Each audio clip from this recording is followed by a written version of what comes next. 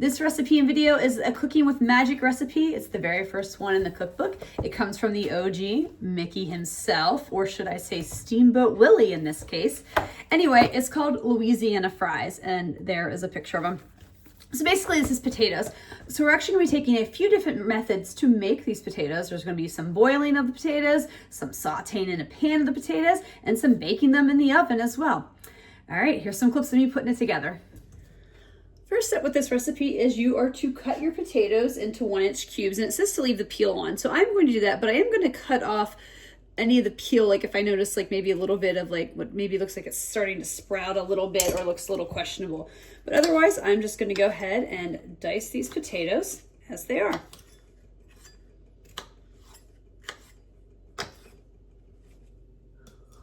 While I'm dicing the potatoes, I'm actually going to bring a pot of salted water to a boil because I'm going to add the potatoes to it once the water is boiling.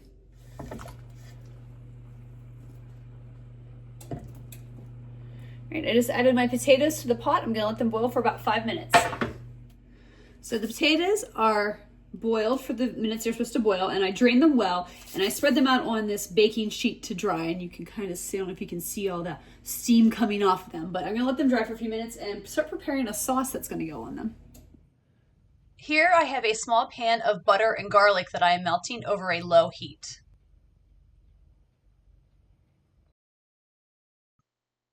Here I have a cast iron skillet, which I put some vegetable oil in, and I heated it up till it was nice and warm as I put in the potatoes.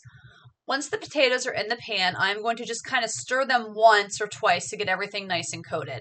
Once they're nice and coated, I'm supposed to let them cook for a few minutes, then stir them again and cook them for a few minutes more. After that, I'm to add them into the oven and let them bake for about 15 minutes or so until they're nice and crisp. And the temperature I'm baking them at is 400 degrees.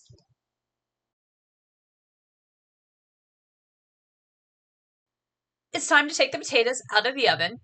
So I'm doing that very carefully with my pot holders. And then after that, you can pour the garlic butter sauce on, which is I'm about to do right now.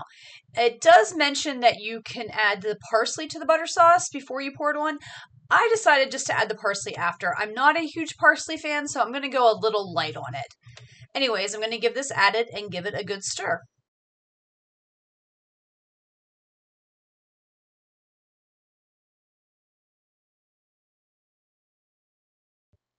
Right, so they're mixed up, ready to go. What I'm doing here is, as I said, you can add pepper and salt to taste. That's what I'm doing, and then they're ready to serve.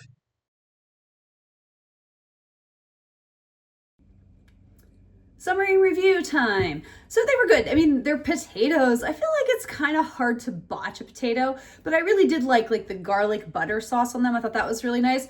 I was tempted, like, should I add sour cream or not? I love a good potato with some sour cream, but I didn't do it, and they were so good without it. But yeah, we really enjoyed them.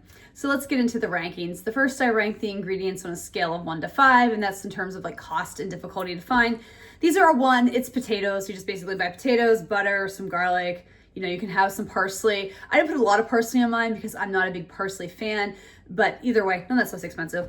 Difficulty level on a scale of 1 to 5, excuse me, 1 is easy and 5 is difficult.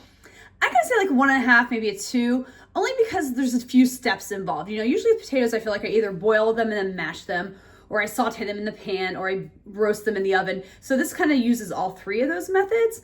So that's the only reason I think it's a little bit more complicated than the slight 1, but it's still easy.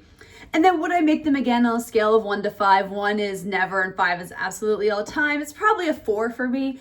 Really did enjoy them.